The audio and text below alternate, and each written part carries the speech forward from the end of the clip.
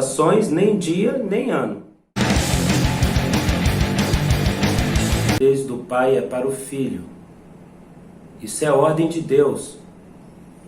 O Senhor mandou, acha aí para mim, Wellington. O pai não deve mostrar a nudez para o seu filho e nem a mãe mostrar a nudez para o seu filho. Então esse negócio de tomar banho com o filho está errado. Desperta sexualmente a criança fora de tempo. Ordem de Deus. Então nós encontramos Sem e Jafé, viraram de costas para não ver o pai nu. E carregaram ele depois. E fizeram saber ao pai depois o que o irmão fez. Ele não só riu do pai, mas possivelmente abusou dele. Não sexualmente, viu, irmãos? Não é assim. Abusou dele no sentido de tirar sarro dele. De ir além, fazer chacota com o pai. Então, verso 25. Maldito seja Canaã, disse Noé. Mas está errado aí. Quem é que fez alguma coisa, Ivete, contra Noé?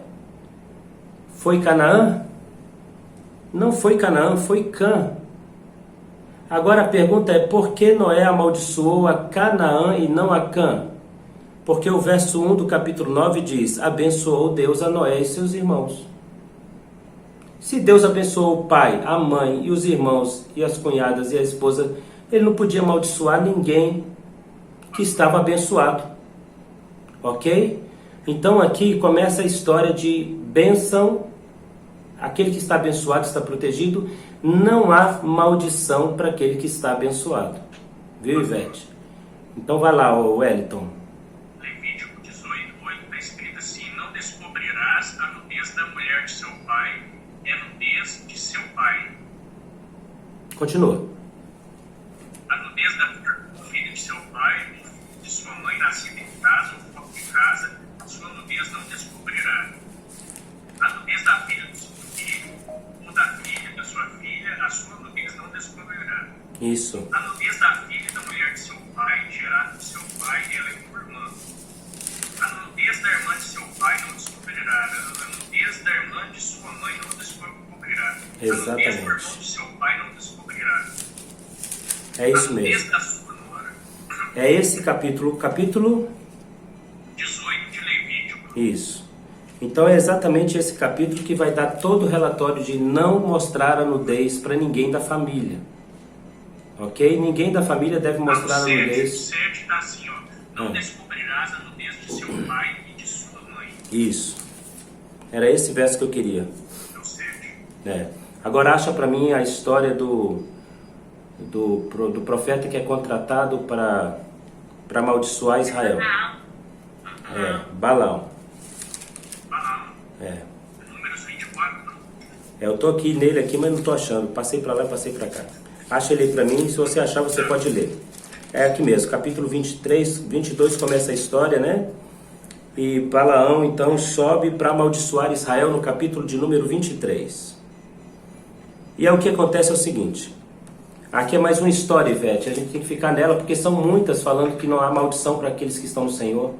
Então veja, Balaão agora é contratado por Balaque para amaldiçoar Israel. Ele faz 7 altares. 7 altares. E cada altar ele tenta amaldiçoar Israel em um deles. E ele é impedido de amaldiçoar. Até que ele sobe no cume do monte, onde ele vai proferir a maldição, da qual ele foi pago com alto valor para poder amaldiçoar.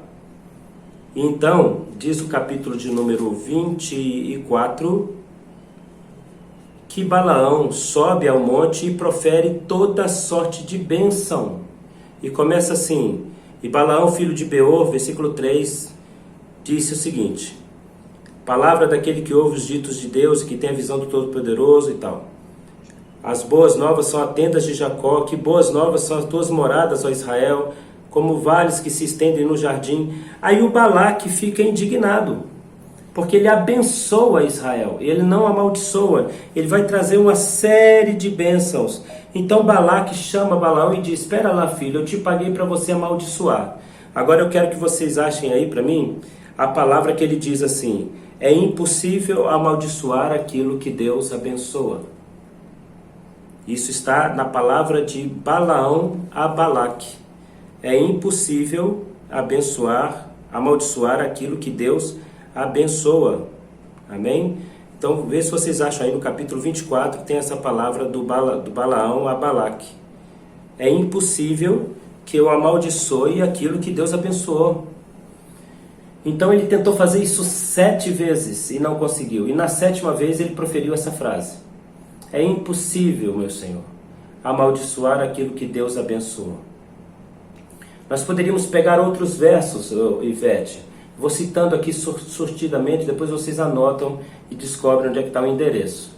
Nós temos no livro de Jeremias a palavra do Senhor que diz o seguinte: jamais diga o seguinte ditado: os pais comeram uvas e os dentes dos filhos é que apodreceram, ou ficaram embotados, é o que diz o texto em alguma versão. Porque não será assim, pois cada um dará conta de si mesmo a Deus e cada um pagará pelo seu próprio erro. Isso está no livro de Jeremias, repetido no livro de no livro de Ezequiel e repetido no livro de Isaías. Nunca se diga isso entre vós, que os pais comeram uva e o dente dos filhos ficaram podres. Em outras palavras, nunca se diga que o pai fez uma coisa e o filho está pagando. Porque isso não será assim na vossa casa, diz o Senhor. Isso não será assim na casa de Israel, porque não há maldição hereditária na casa de Israel. Aí as pessoas geralmente vão naquele texto da bênção e maldição que diz assim: pois o Senhor visita a maldade do pai nos filhos até a 4ª geração e a bondade dos pais nos filhos até a 1000ª geração. O Senhor se agrada daqueles que fazem o bem. Então a gente precisa achar esse texto também. Eu acho que ele está aí no Êxodo. A gente precisa achar esse texto e a explicar simplesmente. É simples isso aí, irmãos. Veja bem, o Senhor não está dizendo que ele está amaldiçoando a 4ª geração. Ele está dizendo que ele visita, sim. Não seria Números 23? Leia aí para nós, irmã. Números 23, de 8 a 11? Pode ler. Eu estou aqui com a Bíblia na mão. Se não for, o senhor me fala, tá bom? Tá, mas eu acho que se... Como posso amaldiçoar aquele que Deus não amaldiçoou? Como posso condenar aquele que o Senhor não condenou? Palavra de Balaão? Senhor? Palavra de Balaão? Isso. Ok, eu acho que é esse texto mesmo. Do alto das rochas, na montanha, eu vejo o povo de Israel. Eles vivem sozinhos e acham que são diferentes dos outros povos. Os descendentes de Jacó são como poeira, são tantos que não podem ser contados. Gostaria de terminar a minha vida como alguém que pertence ao povo de Deus. Quero morrer em paz como as pessoas honestas. Então Balaque disse a Balaão: o que foi que me fez? Eu mandei chamar para amaldiçoar os meus inimigos. Vocês são somente eu mandei chamar para amaldiçoar os meus inimigos, mas você somente os abençoou. Isso. É exatamente esse texto, gente. É exatamente esse texto. Então o Balaque fica indignado, né? Eu contratei você para amaldiçoar aquele povo e abençoar o nosso. Você abençoa aquele e amaldiçoa o nosso? Poxa, eu te paguei caro, rapaz. E ele vai dizer: como eu posso amaldiçoar aquilo que é abençoado? Como eu posso amaldiçoar aquilo que Deus colocou bênção? Não tem jeito. E somando os outros versos que eu citei para a irmã, ainda tem muitos outros, irmã. Se não me falha a memória, são 47 passagens bíblicas que falam que não há maldição para aqueles que estão em Cristo. Carla. Mas para aqueles que não estão em Cristo, então, né? Não. Aí a gente tem que fazer uma análise de cada caso, de cada situação. Então, por exemplo, esse texto que fala: visitarei a maldade dos pais nos filhos até a 4ª geração e a bondade dos pais nos filhos até a 1000ª geração. O Senhor não está dizendo que amaldiçoou a 4ª geração. Eu quero que vocês entendam o seguinte: quando Deus não abençoa, isso não é maldição. Tá? Eu até abri um parênteses aqui. Dízimos e oferta. Nós vamos falar muito de dinheiro hoje, né, gente? Dízimos e oferta. Dar o dízimo abre bênçãos, abre portas na sua vida. Não dar o dízimo fecha as portas, mas não abre maldição. Entende? Não há nenhuma maldição de Deus para quem não é dizimista. Há uma bênção para quem é. E a gente às vezes entende a coisa diferente. Olha, o Senhor abençoa quem dá, mas não diz que Ele amaldiçoa quem não dá. A Bíblia diz, o Senhor abençoa quem dá com alegria. Mas Ele não diz, eu amaldiçoo quem não dá, porque Ele não amaldiçoa. É a mesma coisa que o seguinte, você recebe o seu salário no final do mês. Sobrou uma parte, você investe, vai dar lucro. Você guarda, vai dar menos lucro. Você pegou o seu salário, você dizimou, vai dar lucro. Você não deu dízimo, não vai dar aquele lucro. Mas não vai trair para você uma maldição, jamais. Porque se isso atraísse maldição, Israel estaria debaixo de maldição. E é o povo mais rico do mundo desde sempre. Lembrando que o dízimo é dado dentro do contexto bíblico veterotestamentário, não em forma de dinheiro. Ele é dado em forma de animais e propriedades. Logo, o indivíduo poderia levar anos para dar o seu dízimo. E até ele dar o seu dízimo, ele estaria sob maldição? Não, porque é o tempo que ele precisa. Se é um fruto que precisa nascer, ele tem que esperar. Se é um animal que precisa procriar, ele tem que esperar. Então a bênção e a maldição é a mesma coisa, Carla. O Senhor não está amaldiçoando o povo, Ele está tirando a bênção dele. Só isso, ok? Como é o caso de dar o dízimo. Eu sou dizimista, irmãos. Eu acredito no dízimo e sou dizimista. E eu sei que o dízimo traz bênção sobre mim. E se eu deixar de dar dízimo, eu sei que Deus não vai pesar a mão e nem me esmagar, e nem me odiar, e nem me mastigar com raiva. Eu sei que eu vou estar perdendo. Eu sei o que eu estou perdendo quando eu não sou fiel a Deus. Vocês estão entendendo isso, gente? Amém. Indo agora para o texto que o Wellington, que é o meu assessor para assuntos biblísticos, achou lá, visitaria a maldade dos pais nos filhos, até a quarta. 5 e 6. Êxodo 20. Adorarás. Isso. Êxodo 20, versículo 5. É esse mesmo, é os 10 mandamentos, né? Nem lhes darás culto, porque eu sou o Senhor teu Deus, Deus zeloso, que visita a iniquidade dos pais nos filhos. Parou. Qual é o contexto desse texto? O contexto é todo o assunto que gira em torno do texto. E o contexto desse texto é idolatria. Então o Senhor está dizendo, você está servindo a outro Deus, você não vai ter outro Deus diante de mim. Então ele vai dizer, e eu visitarei a maldade dos vossos pais, dos vossos filhos até a quarta geração, e a bondade até a milésima geração daqueles que me amam. Então o que o Senhor está dizendo? Que os seus atos de idolatria estão atraindo demônios para sua casa. E esses demônios vão gerar sobre sua família uma sequência de problemas que vão perdurar algum tempo. Mas Deus é misericordioso, não deixará que isso parte da quarta geração. E lembrando que a quarta geração, nos dias em que o Senhor disse isso, o patriarca ainda está vivo até a quarta geração. Ou seja, há a oportunidade dele se arrepender e fazer os seus filhos se arrependerem. Uma geração de 30 anos, 40 anos, ok? Uma geração plena, que a gente chama, é de 70 anos. Então a geração plena, 70. Uma geração comum, 30, 40. A geração comum que a gente fala é a geração para a maior idade. Então até a quarta geração, o pai, o avô, o bisavô vai estar vendo o bisneto. Então o Senhor está dizendo, há uma chance desse pai dizer para o filho, dizer para o neto, dizer para os bisnetos. E corrigir isso. Certo? Agora aqueles que amam o Senhor, a bondade vai acompanhar até a milésima geração. E se no meio do caminho um deles volta-se contra o Senhor? A bondade vai seguir até a milésima geração. Ele disse para Davi, eu abençoarei a tua casa, e a sua descendência estará nesse trono. E se eles se mantiverem ao meu lado, eu estarei com eles. Se eles voltarem contra mim, estarei do lado deles por ti. Ele disse isso para Davi. Davi foi coerente, o seu filho foi incoerente, Salomão foi tolo. Depois Roboão foi pior, e aí foi uma sequência de melhores, piores. E isso perdurou do ano de 1040 a.C. até o ano 700 a.C., 648 a.C. O Senhor esperou quase 400 anos que os netos e bisnetos de Davi se consertassem. Nós estamos falando aí de 10 gerações, ok?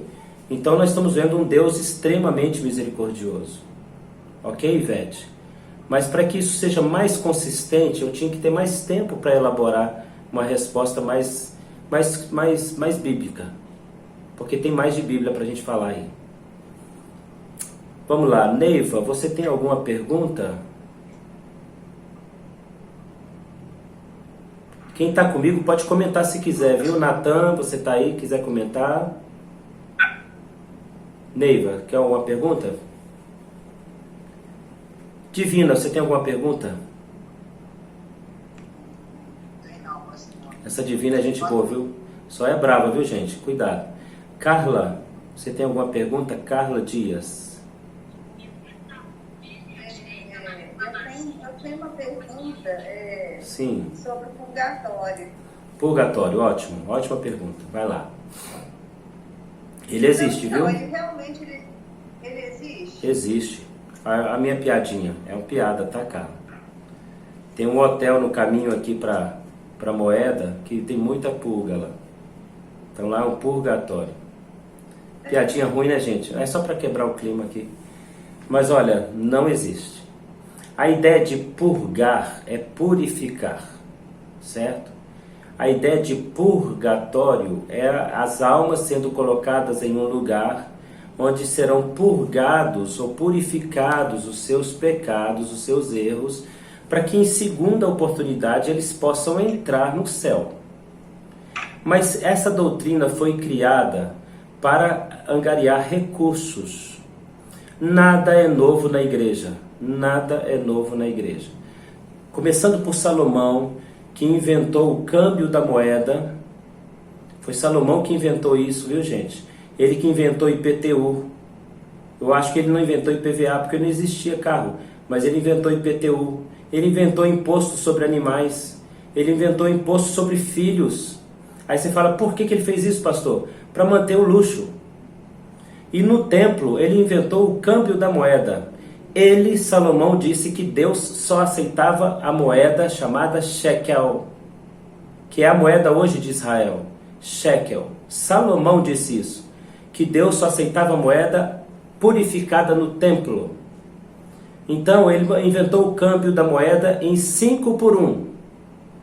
5 por 1. Se você fosse levar 100 moedas de oferta, elas não valeriam 100. Quantas elas valeriam, gente? 5 por 1 dá quanto? 20. Ela valeria 20 moedas. Mas o seu dízimo é 100. Então você tem que completar até chegar aos 100. Porque Deus sabe que você deve 100. Viu, irmãos? Isso foi inventado e não foi no templo de Salomão daqui. Foi no templo de Salomão de verdade, no original. E eles tinham que cambiar a moeda. Isso foi inventado por Salomão para manter as despesas no templo, que eram altas demais. Para vocês terem ideia, existiam sustentados em Jerusalém, nos dias de Jesus Cristo, sustentados pelo templo, 8.500 sacerdotes, pagos com salário do templo.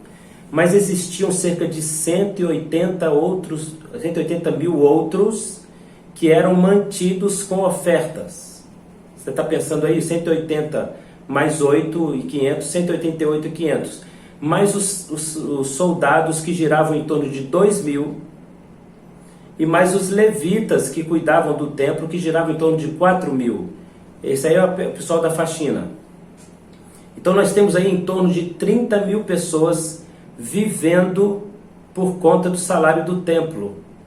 Tem que levantar dinheiro, concorda comigo? Agora, por que tinha que levantar tanto dinheiro para tanta gente? Porque Davi mandou colocar os levitas no templo. Tudo, irmão, tem uma explicação de desobediência. Tudo. Davi, antes da sua morte, ordenou a Salomão que constituísse levitas no templo. E os levitas não faziam serviço no templo. Eles trabalhavam secularmente, mas eles não faziam serviço no templo. O serviço dos levitas está em Números capítulo 4, Os coatitas, gersonitas e meraritas carregavam o tabernáculo. Quando construiu o templo, vai fazer o quê? Então Salomão achou um serviço para eles que foi seu pai que deu, mas isso dava custo, ok?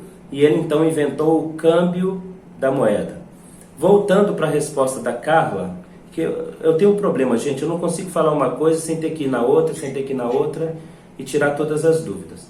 Então, Carla, o que acontece é que a igreja gostou dessa ideia e por 200 anos eles criaram o chamado purgatório, que era na realidade uma maneira de recolher ofertas. Só que eu quero que você abra parênteses aí, viu, Carla? Ainda cobram as mesmas ofertas, chamadas indulgências. A indulgência era um valor estipulado por alma, que estava no purgatório. A primeira pergunta que a gente tem que fazer é como o padre sabia que a alma estava no purgatório? Essa é a primeira pergunta. Porque não havia nenhuma comunicação do purgatório. Ninguém voltava do purgatório para dizer nada. Segunda pergunta é, como o padre sabia o valor exato de uma alma? E aí um cara muito famoso chamado Tetzel, ele inventou a seguinte frase: assim que a moeda cair no fundo do cofre, a alma sai do purgatório. Bem, outro dia eu vi um pastor aqui dizendo que assim que você coloca o seu dízimo no gasofilácio, a janela do céu se abre. Esse cara foi aluno de Tetzel. Outro camarada aqui no Brasil fez uma coisa muito semelhante. O que eu estou querendo dizer, Carla, é que ainda existe indulgência e dentro da igreja evangélica. Nós não estamos tirando a alma do purgatório, nós estamos tirando a alma do purgatório aqui. Nós estamos querendo dizer para a pessoa que ela vai purgar os seus pecados aqui. E não vai. Não sob pagamento. Não sob pagamento. E aí teve um pastor aqui que disse o seguinte: olha a cara de pau desse camarada. Ele pegou uma nota de real que tinha uma onça. Então Deus vai ficar uma onça com você se você der uma oferta dessa. Ele pegou a nota de 100 que tem um peixe. Aí você já sabe onde é que ele saiu, né? Ele foi no peixe e disse: vos farei pescador de homens. A nota que Deus gosta é de 100. Ah, você está brincando comigo, rapaz. Você está brincando comigo. Primeiro, isso não é pastor nem aqui nem na China. Segundo, que isso não é mensagem do Evangelho, nunca foi Bíblia. Então não existe purgatório. O purgatório foi criado para levantar recursos pela Igreja Católica Apostólica Romana, que ainda cobra por orações às almas. Eu não sabia disso, Carla. Até que um pastor na cidade onde eu pastoreava se converteu na igreja que eu pastoreava. A Geórgia conhece ele, o pastor... Lembra o nome dele aí? Agora ele é pastor também. É o padre Robério. Padre Robério. E hoje a gente chama ele de